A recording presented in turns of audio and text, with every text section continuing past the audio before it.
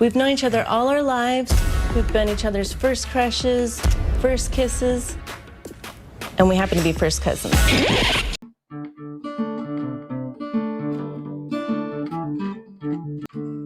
Oh, sorry, I didn't see you there. I was just thinking about how physically attracted I am to my family. Okay, but before you clip that out of context, I just want you to know that today we're going to be embarking on a true modern day love story. A modern day Romeo and Juliet, if you will. Today, we will be checking out the tragic story of Michael and Angie and how they came to be. Angie's father and Michael's mother are brother and sister. That makes their relationship illegal in the state of Utah. The love story begins. They're like 8 years old and cousins, and they end up going into a closet, as cousins do, and, start making out as cousins. We're slow dancing in the closet, got caught kissing. I got pulled aside by my parents and they said, "What's going on?" And my mom said, "Cool it, Angie." Then their parents kind of like keep them separated a bit more growing up, which I feel like is a reasonable reaction, right? And it felt unfair. It felt a little bit like Romeo and Juliet, except instead of these warring families, it's the same family. Cool it, Angie. Because that's like a pretty normal lesson to learn as a kid. Like, hey, don't make out with your family, right? Like if I was a parent, I'd want to nip that in the butt early. So they both go through life kind of going their own separate ways. They get married to, not family members, but of course that doesn't work out, right? So they both end up getting divorces and they end up finding each other again for like the first time in 10 years, which is kind of crazy. Like they went a whole decade without, fucking their cousins. And, well, I guess I'll just let the happy couple take it from here. No doubt about how Michael feels. Reunited once more, the canoodling cousins then had the dilemma of how to tell the family. They're happy, they're definitely into each other. And now they're like, well, we have to tell the rest of the family, the rest of our family. And you must be wondering, well, how'd they do it? It must have been such an awkward conversation. And before I tell you, I want you to take a guess. Did they A, take their family out to dinner, B, do it via phone call, C, do it via text message, or D, make a toast at the family reunion? I'll give you a second to lock in your final answer in the comment section. Alright, you got it? Okay, what was that? Ooh, I'm sorry, that is actually incorrect. What we were looking for was actually secret option letter E, which was send our nudes in the family Facebook group. Yeah, that's what they did. We got kicked off the family group page. They were shocked and horrified. Since then, first cousin Kathy has become their nemesis. I love how they describe her as an arch nemesis, like she's a fucking superhero villain. By the way, how well did they think that was gonna go? What reaction do you think they were expecting from their family? Shocked and horrified. Could you imagine the captain was just like, getting experimental with this year's Christmas cards? So I think they also have like an incest Facebook group, which, yeah, I know. And for some reason, they decided to just take a quick look at the comment section. And I don't know exactly what they were expecting, but it was not great. Here's someone who said, "What is wrong with you two? Do you think it's normal to marry a person who has the same blood and genetics as you do? When is that ever right? I think the law should never be changed for this to become legal. Never, yuck, that's called incest. What's next, your pet?" People that hurt other people are hurt themselves. So now things are getting pretty serious between the two cousins, and they want to take things to the next step. They want to get married, but they live in Utah. And I know a lot of you might be thinking, so what? I'm still a rock star.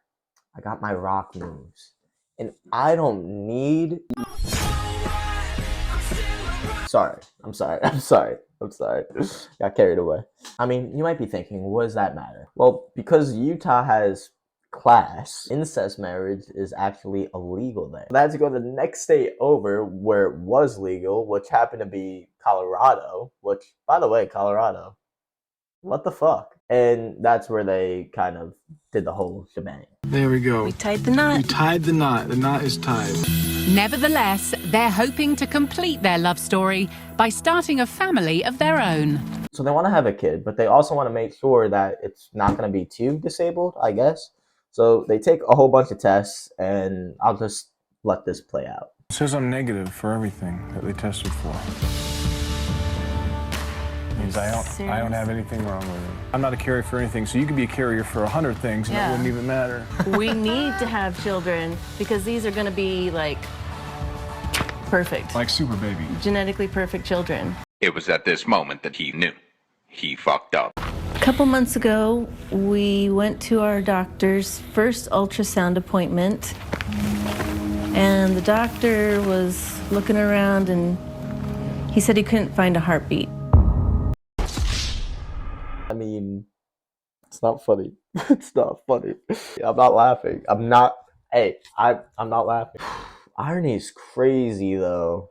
On a serious note, I can't imagine what it must have been like to go through something like that. Like, especially when, it could have been probably avoided if, you just didn't fuck your cousin. But that's besides the point. These are all just jokes. Like, obviously they seem happy, and to be honest, like, I want to see them have a kid. I want to see their baby. Like, I would tune in on that. Like, they should make a show just for these people called Keeping Up with the Chromosomes. So now Mike and Angie are faced with a dilemma. Utah's their home. The relationship has been outlawed. So rather than Mike and Angie just, moving to Alabama, where it'd probably be a lot more socially acceptable for their lifestyle, they decide to head to the public parks where, a lot of families, which is, their target audience, and they decide to start a petition to legalize incest in Utah. I'm not joking, by the way. How do you feel about first cousins being married in the state of Utah? I would say probably not. Okay. Dad, You're messing with the DNA. are you interested in signing our petition to change the law to allow first cousins?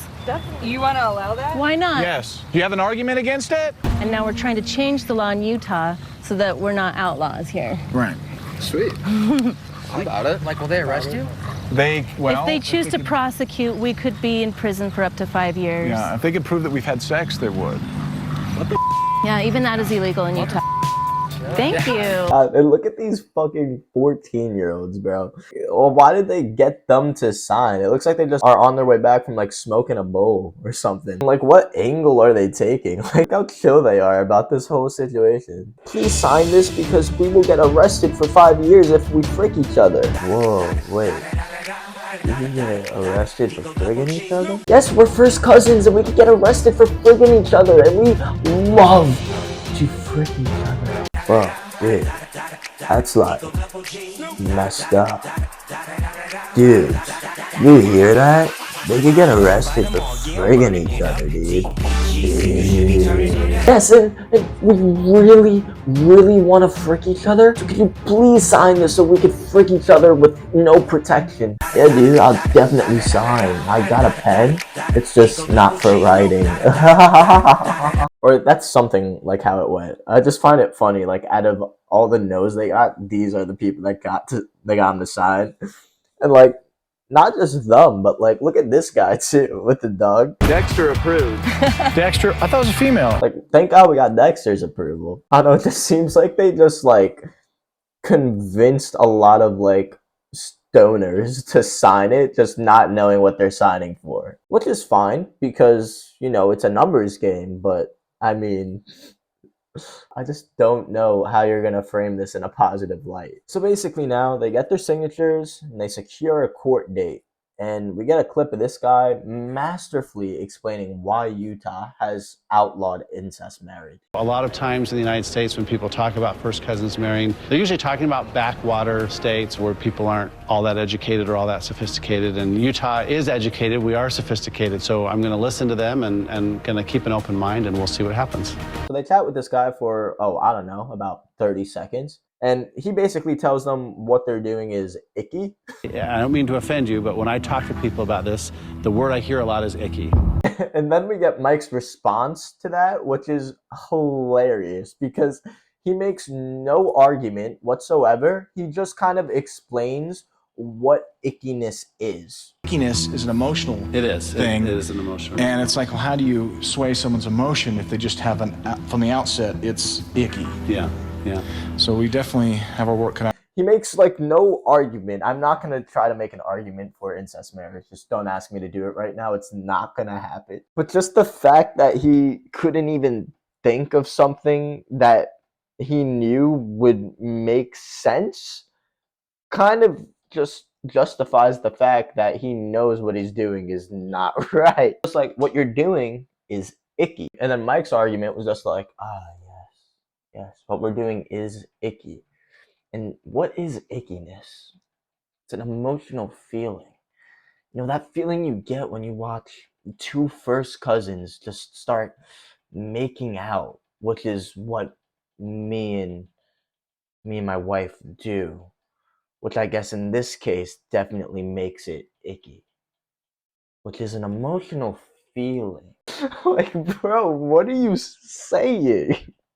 And that's it. Unfortunately, we don't even get to find out if they got it legalized. We just find out that they had a conversation about getting it legalized and that it's icky. So essentially, we've gotten nowhere. But that's all right, because now it's time for the grand finale. It's time to convince our arch nemesis that what we're doing isn't weird. I don't want to be known as the cousin of the incest cousin. So they invite their cousin that they're not fucking to the park. And I know what you're thinking, but no, they don't ask her for a threesome. But instead, they just want to convince her that what they're doing isn't weird.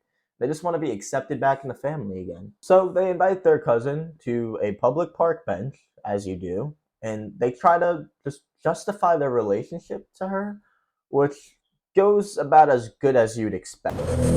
First of all, thank you for coming out here. We just wanted to have a regular chat with you, and maybe at the end of this, or maybe sometime during that, we can come to kind of a better understanding and agreement. Let me just ask you, personally, like, imagine your mind. It's just like your best friend, the person you're most attracted to, the person that you want to be around the most, just so happens to be your cousin. That's when you put the brakes on and back away.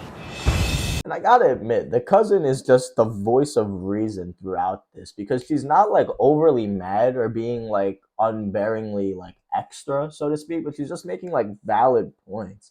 It seems like just the main issue is just how public they are about the situation and how embarrassing it's been for her to go about it, which I honestly is kind of valid. And she's like, I'm not gonna hate you guys, but I just don't want to be a part of it, which respect. Make it Okay, happen. I have a cousin, Yeah. as well as you guys. I think she's beautiful. I don't want to go her. And it's really hard just not to take her side in this conversation, especially when all of Mike's arguments are just him essentially repeating what the other side said. Like, gross is in like the toilet, or like gross is in... It's worse than a toilet. It's worse than a toilet? Like just a hole in the ground. Toilets make me throw up, to be honest, seriously, and quite literally. And that's okay, because sometimes when you do what you love or who you love, you just can't please everyone. Unless who you love is also your family member that you bang. In that case, you probably please her all the time. Well, thanks for watching, guys. I hope you enjoyed the video, and I just want to end off saying that these are all jokes and in no way reflect my personal views on issues or topics brought up in this video. If anything I said offended you, just know I am not sorry, and I'll see you in the next one.